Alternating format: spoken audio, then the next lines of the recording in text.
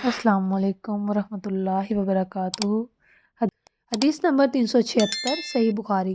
میں نے رسول اللہ صلی اللہ علیہ وسلم کو ایک سرخ چمڑے کے خیمے میں دیکھا، اور میں نے یہ بھی دیکھا کہ بلال ان حضور صلی اللہ علیہ وسلم کو وضو کرا رہے ہیں، اور ہر شخص آپ کے وضو کا پانی حاصل کرنے کے لیے ایک دوسرے سے آگے بڑھنے کی کوشش کر رہا ہے۔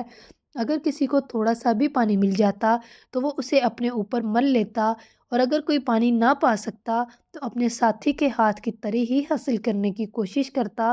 پھر میں نے بلال رضی اللہ تعالیٰ عنہ کو دیکھا کہ انہوں نے اپنی ایک برچھی اٹھائی جس کے نیچے لوہے کا پھل لگا ہوا تھا، اور اسے انہوں نے گاڑ دیا۔ نبی کریم صلی اللہ علیہ وسلم ڈیرے میں سے ایک سرخ پوشاک پہنے ہوئے، تہمت اٹھائے ہوئے باہر تشریف لائے، اور برچھی کی طرح منہ کر کے لوگوں کو 2 رکعت نماز پڑھائی۔ میں نے دیکھا کہ آدمی اور جانور برچھی کے پرے سے گزر رہے تھے۔ حدیث نمبر 377، صحیح بخاری۔ ممبر نبوی کس چیز کا تھا؟ آپ نے فرمایا کہ اب دنیا اسلام میں اس کے متعلق مجھ سے زیادہ جاننے والا کوئی باقی نہیں رہا ہے۔ ممبر غائبہ کے جاؤ سے بنا تھا، فلاں عورت کے غلام فلاں نے اسے رسول اللہ صلی اللہ علیہ وسلم کے لیے بنایا تھا۔ جب وہ تیار کر کے مسجد میں رکھا گیا تو رسول اللہ صلی اللہ علیہ وسلم اس پر کھڑے ہوئے، اور آپ نے قبلہ کی طرف اپنا منہ کیا اور تکبیر کہی، اور لوگ آپ کے پیچھے کھڑے ہو گئے۔ پھر آپ نے قرآن مجید کی آیتیں پڑھی اور رکوع کیا۔ آپ کے پیچھے تمام لوگ بھی رکوع میں چلے گئے۔ پھر آپ نے اپنا سر اٹھایا، پھر اسی حالت میں آپ الٹے پاؤں پیچھے ہٹے، پھر زمین پر سجدہ کیا، پھر ممبر پر دوبارہ تشریف لائے اور قرات رکوع کی، پھر رکوع سے سر اٹھایا اور قبلہ ہی کی طرف رخ کیے ہوئے پیچھے لوٹے اور زمین پر سجدہ کیا۔ یہ ہے ممبر کا قصہ۔ امام ابو عبداللہ بخاری نے کہا کہ علی بن عبداللہ مدینی نے کہا کہ مجھ سے امام احمد بن حنبل نے اس حدیث کو پوچھا۔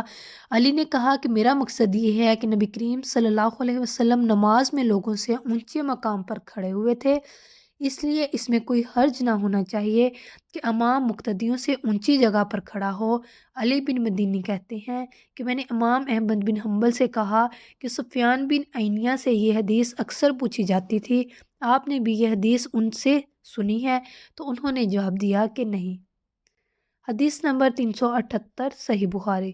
نبی کریم صلی اللہ علیہ وسلم 5 ہجری میں اپنے گھوڑے سے گر گئے تھے، جس سے آپ کی پنڈلی یا کندھا زخمی ہو گئے، اور آپ نے 1 مہینے تک اپنی بیویوں کے پاس نہ جانے کی قسم کھائی۔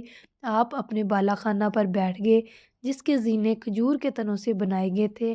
صحابہ رضی اللہ تعالیٰ عنہ مزاج پرسی کو آئے، آپ نے انہیں بیٹھ کر نماز پڑھائی اور وہ کھڑے تھے۔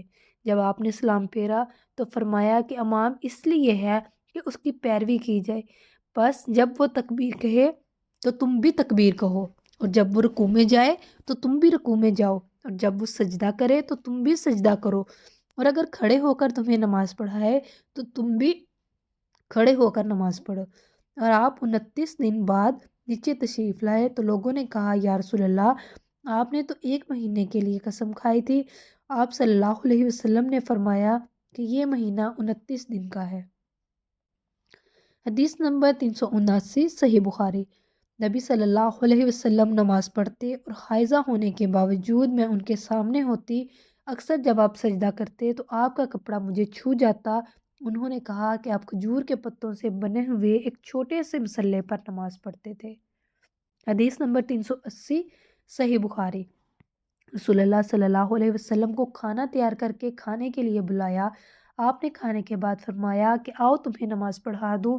انس رضی اللہ تعالیٰ عنہ نے کہا کہ میں نے اپنے گھر سے ایک بوریا اٹھایا جو کثرت استعمال سے کالا ہو گیا تھا، میں نے اس پر پانی چھڑکا، پھر رسول اللہ صلی اللہ علیہ وسلم نماز کے لیے اسی بوریے پر کھڑے ہوئے، اور میں ایک یتیم کے رسول اللہ صلی اللہ علیہ وسلم کے غلام ابو زمیرہ کے لڑکے زمیرہ آپ کے پیچھے صف باندھ کر کھڑے ہو گئے، اور بوڑھی عورت انس کی نانی ملیکہ ہمارے پیچھے کھڑی ہوئی۔ پھر رسول اللہ صلی اللہ علیہ وسلم نے ہمیں 2 رکعت نماز پڑھائی اور واپس گھر تشریف لے گئے۔ جزاک اللہ۔ صحیح بخاری کی پوری کتاب انشاءاللہ آپ کو میرے چینل پر ملے گی۔ میری نیکسٹ ویڈیو دیکھنے کے لیے میرا چینل سبسکرائب کریں، لائک اور شیئر کرنا مت بھولیں، بیل آئیکن کو ضرور پریس کریں تاکہ میری ہر آنے والی ویڈیو سب سے پہلے آپ کے پاس پہنچ سکے۔ آپ کا بہت بہت شکریہ، اپنا بہت سارا خیال رکھیں۔ اللہ پاک آپ کی مشکلیں آسان فرمائے اور آپ کے لیے آسانیاں پیدا فرمائے۔